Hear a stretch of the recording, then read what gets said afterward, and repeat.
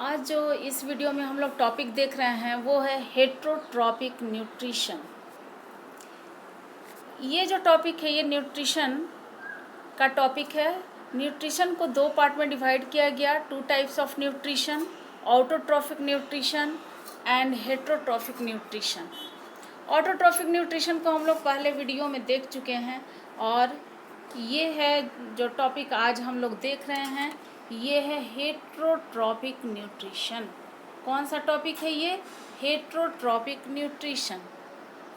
Heterotrophic nutrition क्या है कि ऐसे ऑर्गेनिजम्स जो अपने फूड के लिए दूसरे पर डिपेंड रहते हैं। दूसरे पर डिपेंड होने का मतलब क्या है कि वो ऑटोट्रॉप्स पर डिपेंड होते हैं। All autotrophs depend on all heterotrophs depend on autotrophs for their nutrition। जितने भी हेट्रोट्रॉप्स हैं वो किस पर डिपेंड हैं? ऑटोट्रॉप्स पर डिपेंड हैं। किस पर डिपेंड होते हैं? ऑटोट्रॉप्स पर डिपेंड होते हैं। किस चीज़ के लिए? अपने न्यूट्रिशन के लिए। अब आगे हम लोग देखते हैं कि ये न्यूट्रिशन कितने तरह का है। तो the three main types of heterotrophic nutrition. कितने तरह का है हेट्रोट्रॉफिक न्यूट्रिशन? तो 3 तरह का है। कौन सा है? फर्स्ट हम लोग देख रहे हैं होलोजोइक न्यूट्रिशन। फर्स्ट क्या है? Holozoic nutrition.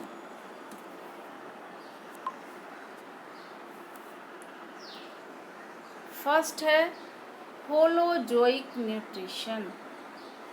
ये होलोजोइक न्यूट्रिशन क्या है? complex food is taken into a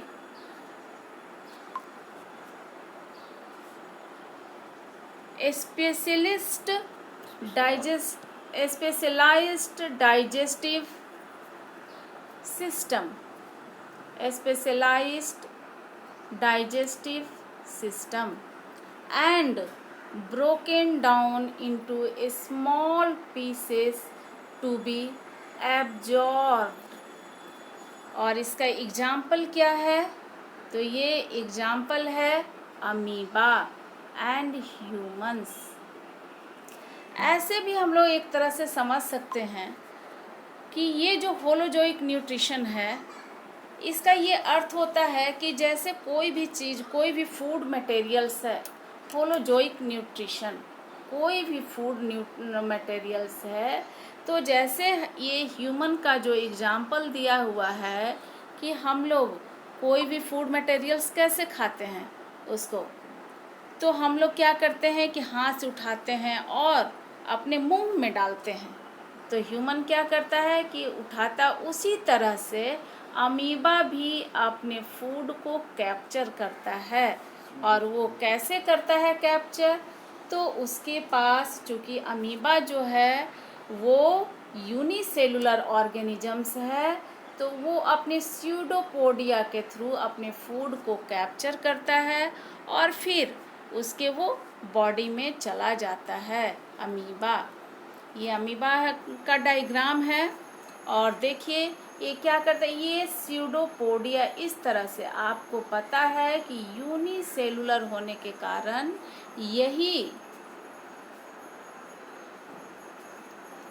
ये जो है अमीबा में केवल एक ही स्ट्रक्चर होता है जिससे कि वो बहुत सारा काम करता है। अमीबा का आपको स्ट्रक्चर पता ही है, इरेगुलर इन शेप होता है।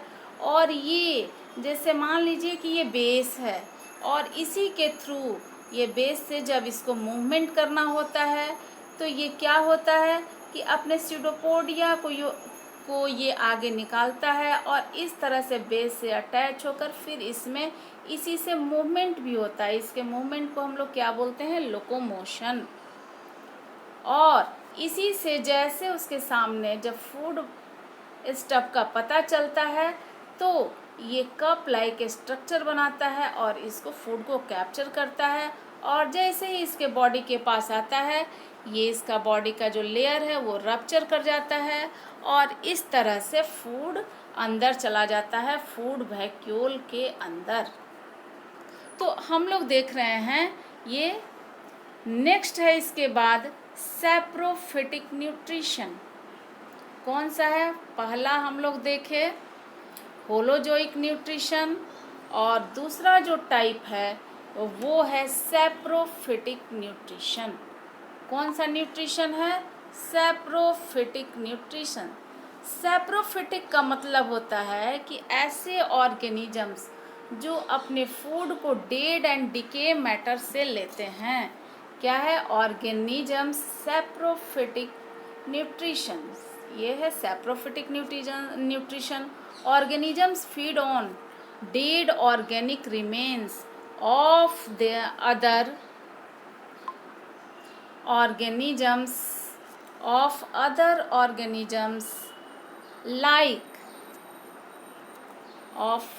organisms like bread, malts, yeast and mushrooms।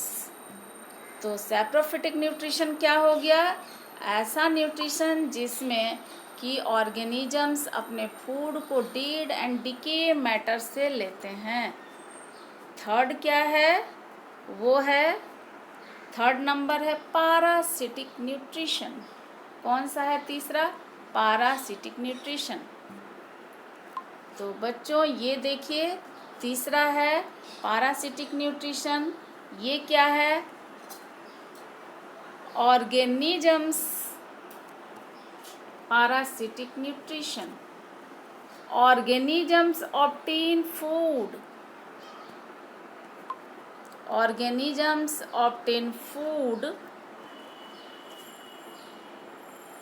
from other living organisms। Means host के बॉडी से। होस्ट के बॉडी से मतलब क्या हुआ? यहाँ देखिए लिखा हुआ है द होस्ट। तो जैसे कोई भी ऑर्गेनिजम्स अगर हमारे बॉडी के अंदर गया तो हम क्या हो गए? होस्ट हो गए और वो हमारे बॉडी से न्यूट्रिशन लेगा। तो इस तरह से ये with the host receiving no benefit from the parasite. लेकिन बदले में वो पैरासाइट कुछ होस्ट को देता नहीं है, होस्ट को कोई बेनिफिट नहीं है। तो इस तरह के न्यूट्रिशन को हम बोलते हैं कौन सा न्यूट्रिशन? Parasitic nutrition. और इसका एग्जाम्पल क्या है? ये है कटा है, टिक्स, लीस है, लीचेज है एंड टैप वर्म। ये है। तो आगे हम लोग अब देखते हैं नेक्स्ट जो टॉपिक है हमारा वो है how do organisms obtain their nutrition.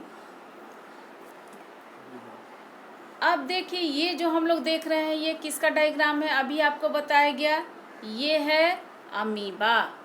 किसका ये डायग्राम है? अमीबा। ये अमीबा है, ठीक है।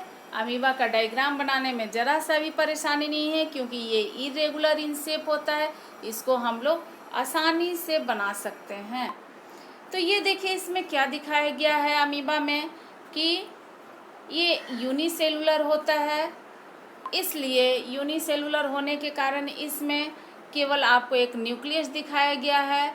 ये जो स्ट्रक्चर है यहाँ पर ये देखिए ये क्या है? स्यूडोपोडिया। जो आगे आपको यहाँ पर दिखाया गया है ये है स्यूडोपोडिया। ये कप लाइक स्ट्रक्चर है, इसको हम लोग बोलते हैं स्यूडोपोडिया। दूसरा है वो है ये यहाँ पर जो दिखाया गया है ये जो आपको बताया गया ये फूड पार्टिकल्स है। जैसे ही अमीबा को ये पता चलता है कि उसके आसपास कोई फूड पार्टिकल्स है तो वो अपने स्यूडोपोडिया को कप लाइक स्ट्रक्चर बना देता है इस तरह से और उसको घेर लेता है। और जैसे ही उसके बॉडी के नज़दीक जाता है ये अपने आप इसका जो लेयर होता है, ये जो लेयर होता है बॉडी का, ये रप्चर कर जाता है और इस तरह से उसका जो फूड है इस फूड वैक्यूल में चला जाता है, जो कि यहाँ देखिए ये बताया गया है। यहाँ फूड पार्टिकल्स को दिखाया गया है और ये फूड वैक्यूल है, इसके अंदर में ये फूड चला गया। नेक्स्ट जो है इसको 4 स्टेप में दिखाया गया है कि ये जो है इसके अंदर ये फूड पार्टिकल्स चला गया है और जैसे ही डाइजेशन का प्रोसेस कंप्लीट होता है इसके अंदर में, आप इसको एक स्टेप में और दिखा सकते हैं। जैसे ही ये कंप्लीट होगा इसको आप और चाहें तो ये डी नंबर दिखाया गया है, ये डी नंबर बताया गया है। आप एक और स्टेप में बता सकते हैं कि ये इस तरह से अमीबा का है, यहाँ पर डाइजेशन के बाद ये फिर बाहर निकल आता है, जैसे आगे फूड पार्टिकल्स को दिखाया गया उस तरह से हम लोग इसको दिखा सकते हैं। ये बॉडी का लेयर है, ये रप्चर कर जाता है और अनडाइजेस्टेड पार्ट जो है वो बाहर निकल जाता है। तो यहाँ पर हम लोग ये नाम भी लिख सकते हैं।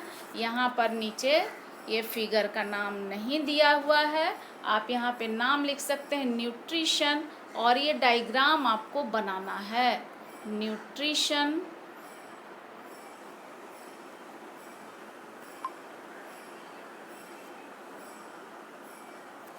ये डायग्राम क्या बनाना है आपको? Nutrition.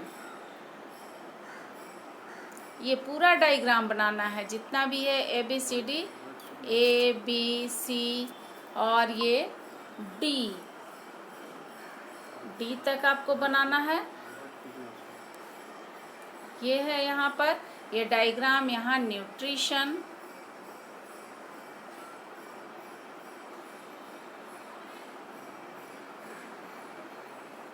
In amoeba, nutrition in amoeba, ये आप नाम लिखेंगे और इस डायग्राम को बनाएंगे।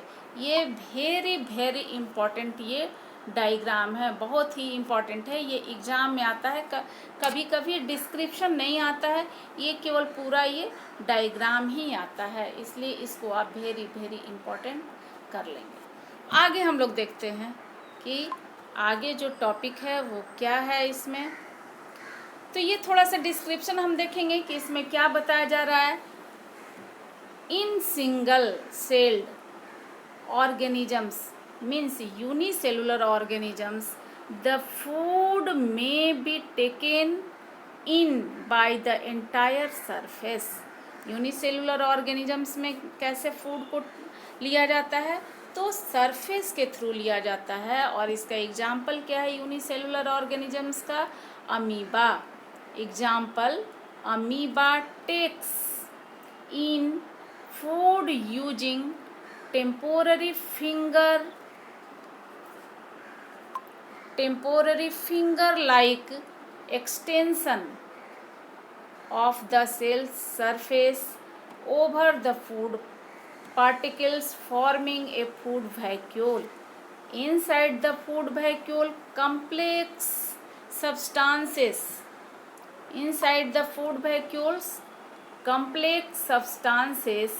are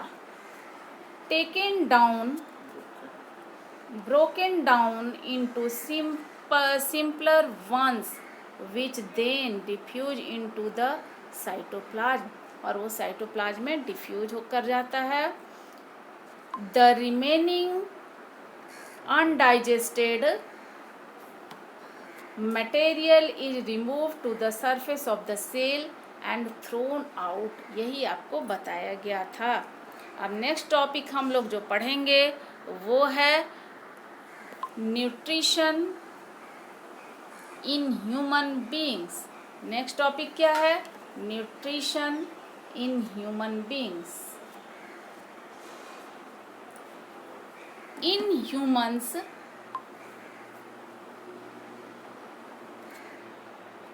humans, digestion of food takes place in the alimentary canal। Human में क्या होता है कि डाइजेशन ये एलिमेंट्री कैनाल में कंप्लीट होता है। कहाँ कंप्लीट होता है? Alimentary canal. Made up of various organs, made up of various organs and glands. ये जो एलिमेंट्री कैनाल क्या चीज़ से बना हुआ है, ये इसमें वेरियस ऑर्गन्स एंड ये ग्लैंड से बना हुआ है, जिससे कि फूड पार्टिकल्स का डाइजेशन होता है। कम्प्लेक्स फूड मटेरियल कंप्लीटली ये टूट जाता है। तो इसमें जो फर्स्ट है, कहाँ से डाइजेशन स्टार्ट होता है, शुरू होता है, ये है इन द माउथ। पहला कहाँ है?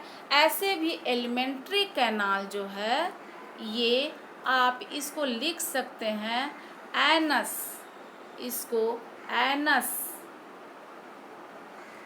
टू माउथ,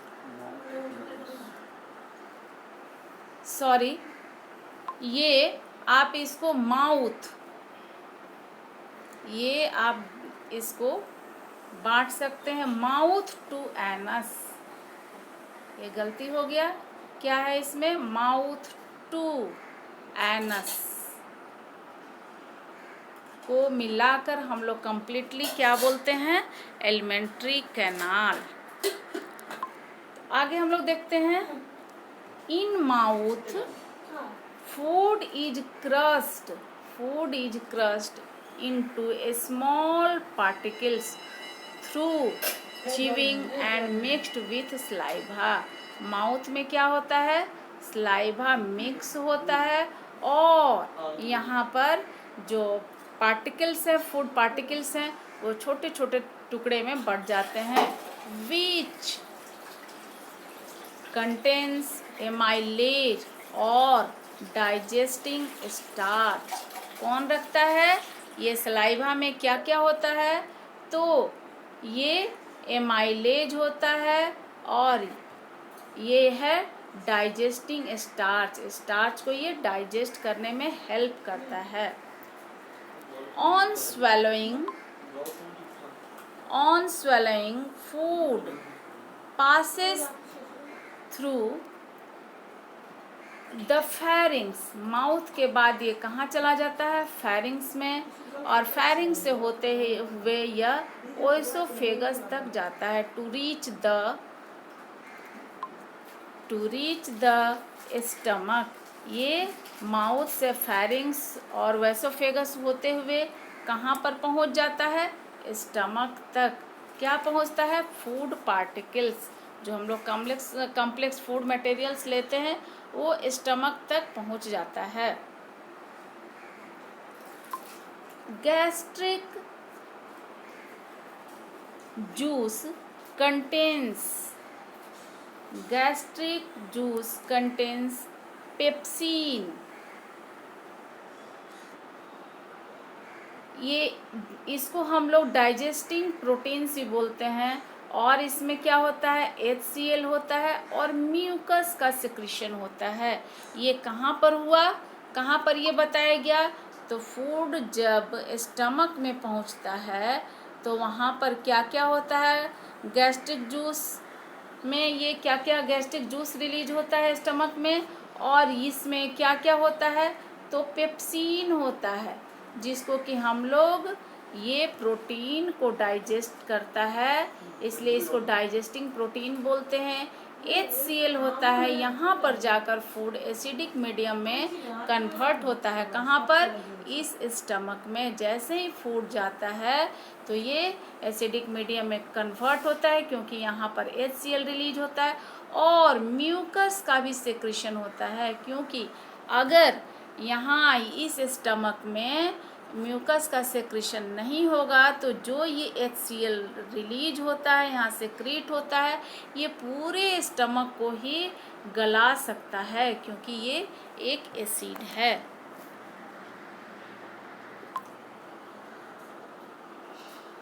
उसके बाद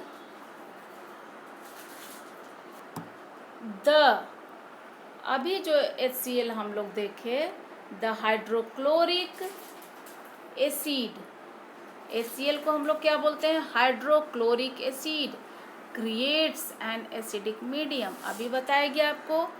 विच facilitates the action of enzyme pepsin,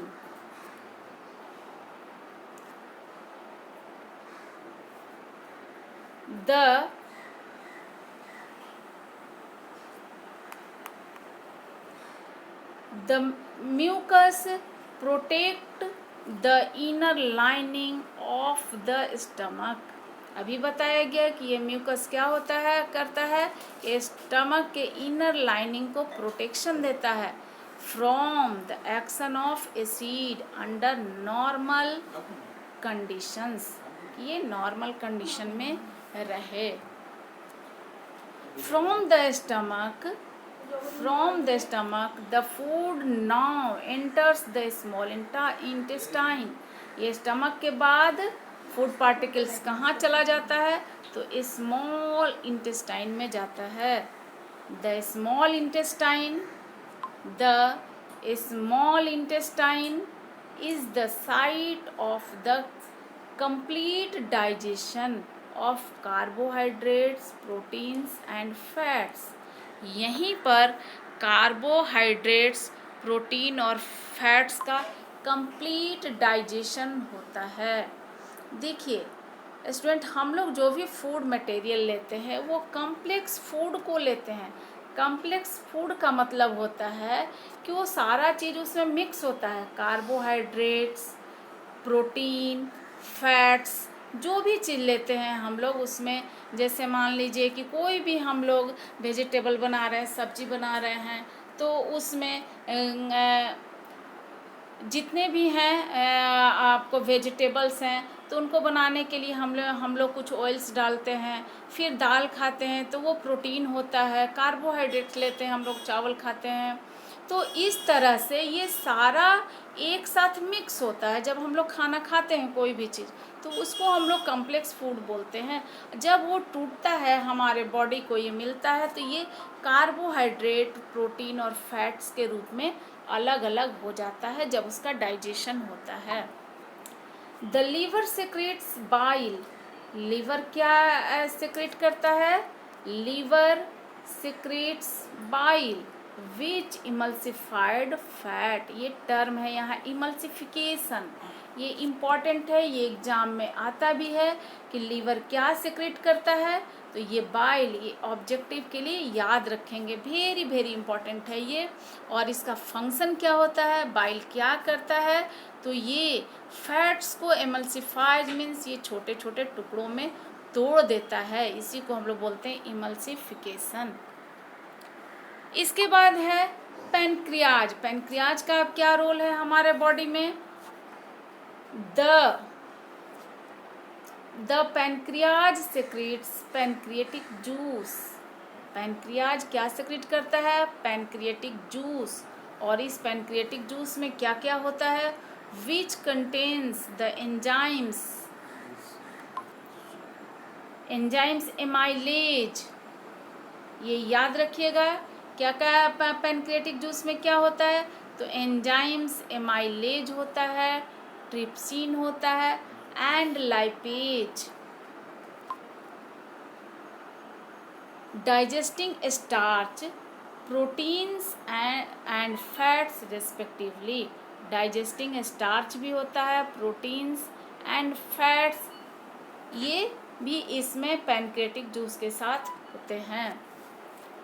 इसके बाद स्मॉल इंटेस्टाइन।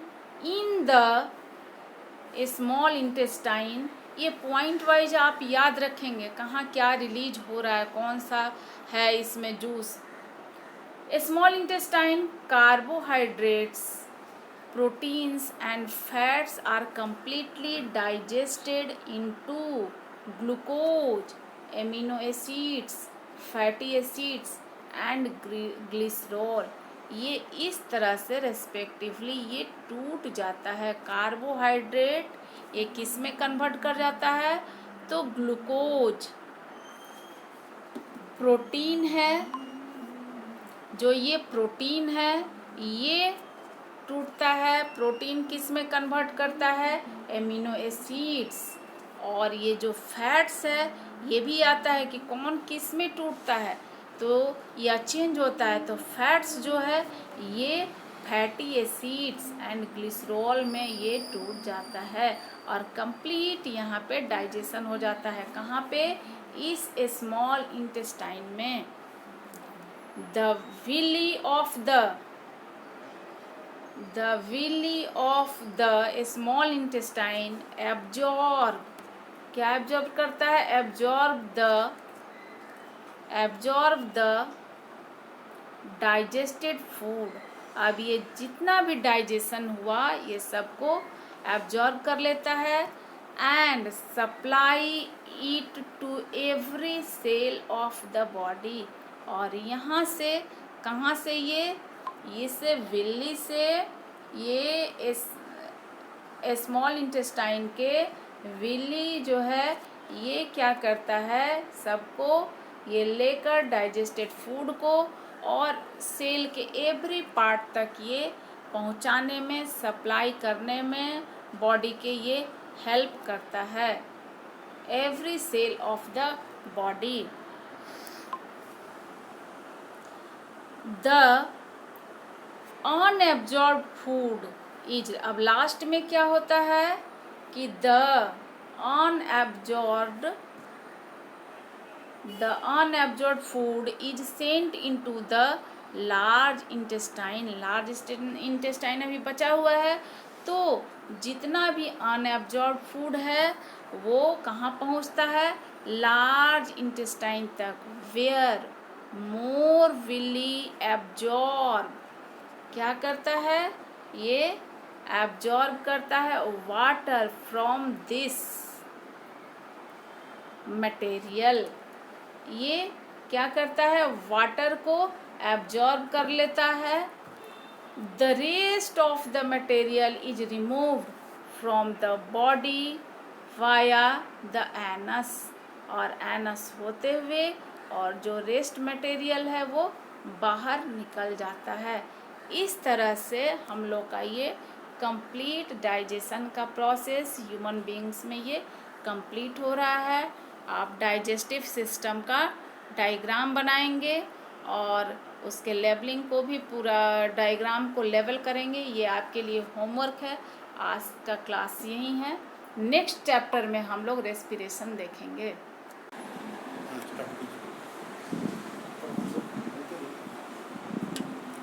अब हम लोग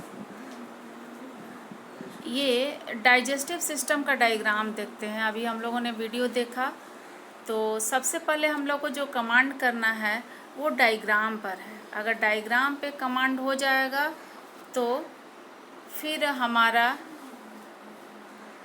ये जो टॉपिक है वो पूरी तरह से समझ में आ जाएगा।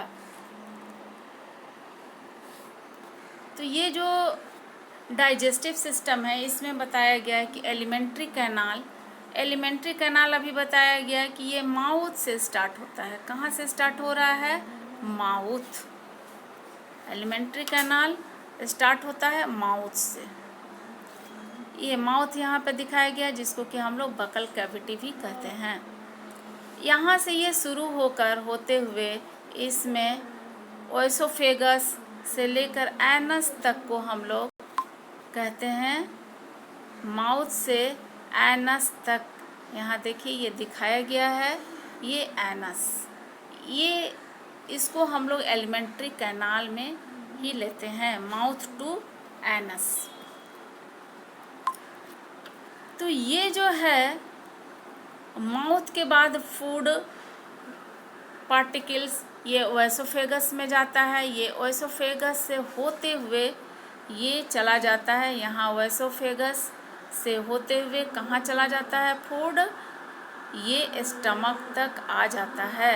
यहाँ ये स्टमक है, ये स्टमक तक पहुँच जाता है फूड पार्टिकल्स। अभी बताया गया था कि स्टमक में यहाँ पर ये रिलीज होता है जूस वगैरह फूड पार्टिकल्स का। यहाँ तो इसमें हम लोग देख रहे थे कि ये फूड पार्टिकल्स ओएसोफेगस होते हुए ये कहाँ तक पहुँच जा रहा है? स्टमक तक। ये है स्टमक के बाद इसमें हम लोग देखते हैं कि डाइजेस्टिव सिस्टम में और किस किस चीज़ का यहाँ पे डायग्राम बताया गया है। तो ये है आपको ये यहाँ लेवलिंग देखिए क्या क्या है। डायफ्राग्म दिखाया गया है, ये चेस्ट और बॉडी कैविटी को ये अलग करता है। इसके बाद ये फूड पार्टिकल्स स्टमक के बाद कहाँ आता है, ये स्मॉल इंटेस्टाइन में आता है।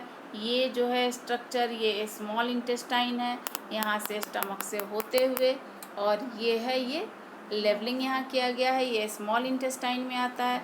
इस बीच में क्या है, ये गॉल ब्लैडर है जो कि बाइल सेक्रेट करता है, यहाँ स्टोर होता है।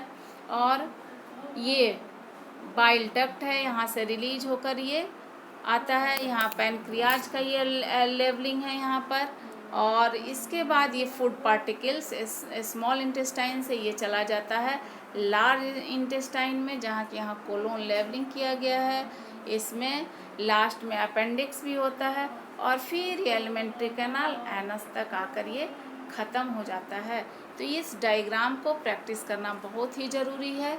ये एग्ज़ाम में कंप्लीट डायग्राम ये आपका आता भी है। तो हम लोग कहाँ से इसको शुरू किए थे, डाइजेस्टिव सिस्टम को माउथ से, एलिमेंट्री कैनाल पूरा कंप्लीट एलिमेंट्री कैनाल को हम लोग माउथ से स्टार्ट किए थे। यहाँ ये है बकल कैविटी, फिर फूड पार्टिकल्स ओएसोफेगस होते हुए, ये ओएसोफेगस से होते हुए ये कहाँ पहुँचता है, स्टमक तक पहुँचता है। ये है स्टमक, यहाँ ये डायग्राम है। और यहाँ से फिर फूड पार्टिकल्स ये स्मॉल इंटेस्टाइन में पहुँचता है, ये है स्मॉल इंटेस्टाइन में पहुँच जाता है यहाँ पर।